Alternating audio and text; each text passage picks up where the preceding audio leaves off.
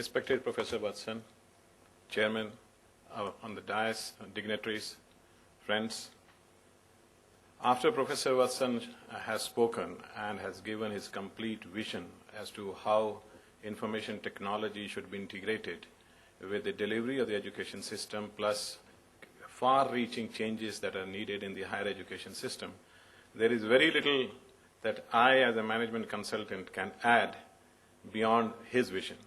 So I think he has almost captured everything that is needed as a change management in our education system. What in the next 5-10 minutes I like to do is to walk you through about some of the opportunities that are emerging in the Indian market pertaining to the higher education. B, whenever the information technology is being introduced or has been introduced, what are the apprehensions, both on the positive and the negative side, of both the teaching community and in the universities? And last but not least, from a consulting organization, people who have studied in the various universities, what do we feel that our integration with the academic world can help both the private as well as the universities to grow? Often one observation that we have is consulting companies are doing a huge amount of change management in the industry per se, be it trading organizations, be it in the merger and acquisitions, but hardly we find that our intellect is ever used or leveraged in universities. Perhaps that's one area where we as an organization with huge amount of good quality intellectual capital can also start adding some value to the changes that are almost coming on the anvil in the university space. Since the topic today is on the Open University, I would restrict myself to that area and the use of information technology as to how it has helped the people in the university areas.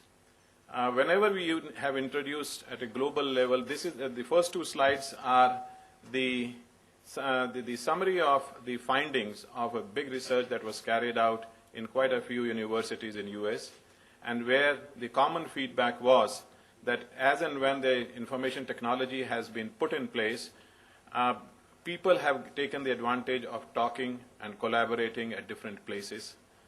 They have had the access to a huge database of knowledge. They could clearly get into the deeper level of training and teaching because they could surf the net, they could get far more information as the teachers, and then they could impart the trainings to their students. Even on the exchange of views, as Professor Watson was talking about, partnerships between various universities fostered, various people on the same subject came together, they've written excellent documents, and above all, whenever there has been a new scholastic finding, it got diffused much faster than before. And that has resulted in the world to come closer, in the world to have much more intense discussions around various parts, be it in the medicine or in the engineering or in economics fields. On the downside of this, where the universities are having a sort of some sort of an inertia in adopting technology, is that perhaps there is a feeling that mostly whenever the information technology is being introduced, speed takes over the depth part of the information dissemination among the students. Second, there is a neglect on basic trainings like computer science trainings or high performance computing in favor of the web. Students are merely surfing, they don't go deep into the information. The productivity of the universities is actually reducing. The quality of research is not coming up because most of the information which is a student of statistics or in science, they have got most of the templates already available, and hence they use those other templates when they do the forecasting on a research or areas of work. And this has also undermined to a large extent the intellectual property rights of the university fraternity. Last but not least, there is a very strong feeling that pedagogy will continue to slip from the faculty hands.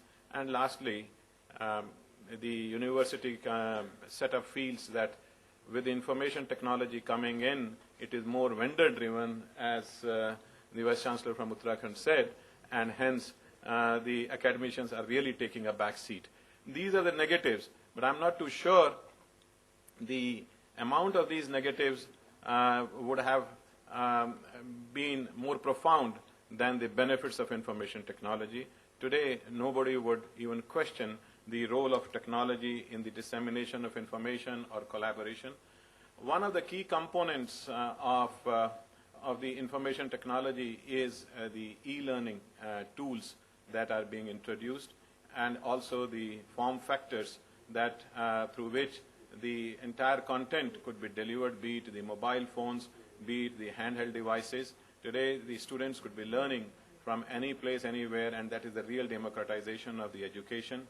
And there are a huge number of tools for professors and for students to publish their content, and this results into a lot of collaboration in terms of the problem solving, and hence it creates a better environment at a much lower cost for students and teachers to collaborate.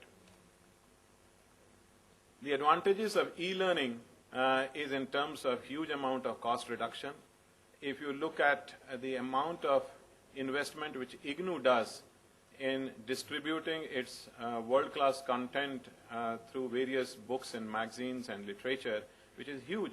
If the same thing is converted and is made available, provided people have that number of computers as well as the other things, in an e-learning mode or in a digitized mode, the cost would be far, far less.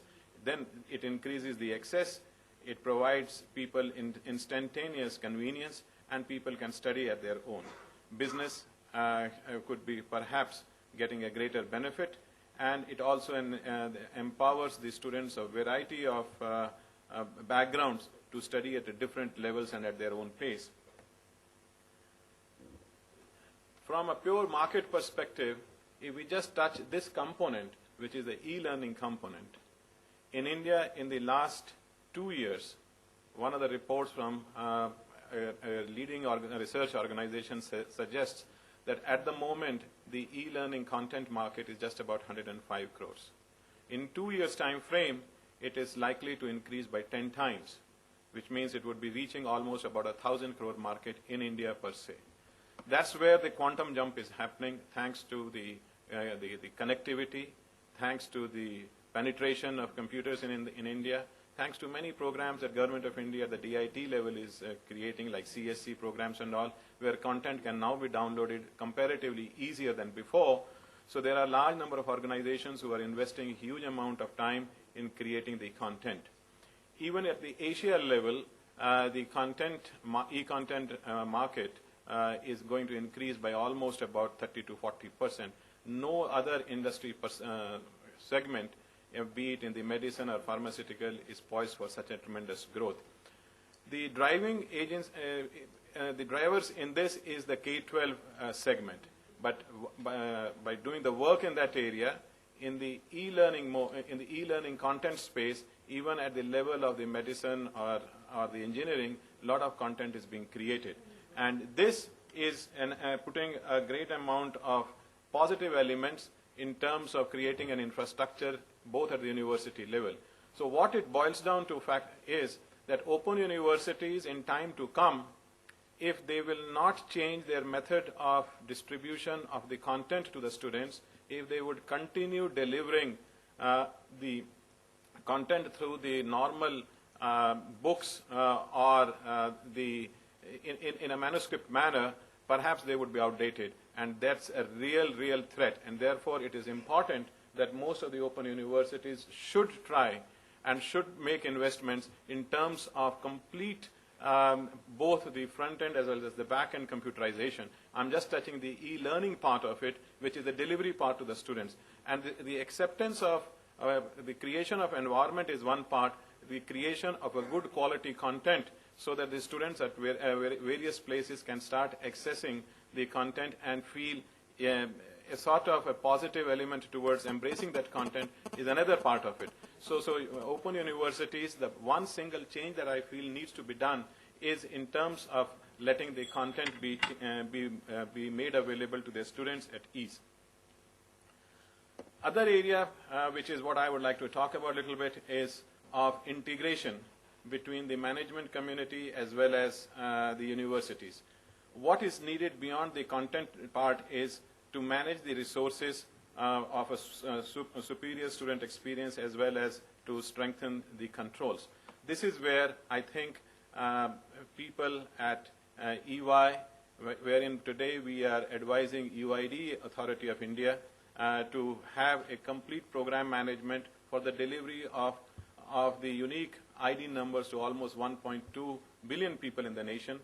That's a program which E&Y is running across. It has both capacity building, it has both the areas of advising Mr. Nandan Nilankani and his team as to what processes they should adopt. So if we are in that area of consulting, we do think that there are a large number of technology solutions which we can suggest to open universities for them to upscale both on their internal processes, both in terms of their performance management, both in terms of doing the impact assessment as to where their students today are, what programs they have launched in the last 10 years, where they have done, and perhaps creating for each university or for open universities a Vision 2020 document, which would largely be a contribution from people who have been associated with the universities, people who have passed out from the universities, and who are connected with the academic world, as well as from the industry perspective, what should be the quantum change that these universities would do.